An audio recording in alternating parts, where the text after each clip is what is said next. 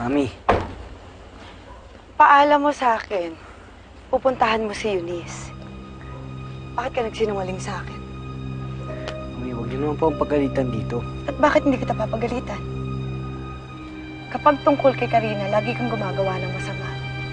Kita mo na, nagsinungaling ka sa akin na dahil lang sa babaeng yan. Di ba ang sabi ko sa'yo, huwag ka na makikipagkita dyan? Magkapatid kayong dalawa. Tama na. Hindi mo naman kailangang ulit-ulitin pa eh. Pero hindi mo matatanggal sa akin na mag-alala. Kasi mahalaga siya sa akin eh. At kahit anong mangyari, hindi po matatanggal yun sa akin. Ah, ganun. Teka, kakausapin ko si Karina.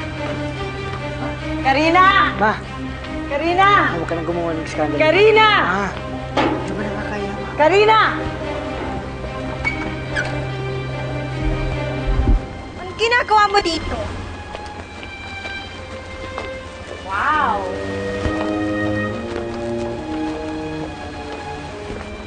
Buti pa kayo. Ang saya ng pamilya. Happy family. Samantalang kaming mag-ina nagdudusa. May ama, anak ko, anak nyo, at ang kabit. Huwag na huwag mo akong papastusin sa pamamahay ko. Tama na po. Wala akong pa na makapag-away sa'yo. Nandito lang ako. Tinawag ko lang siya dahil gusto ko siyang kausapin na huwag nang makipagkita sa anak ko. Alam nyo kayo, makakarma rin kayo. Sisingilin din kayo ng mga kasalanan nyo.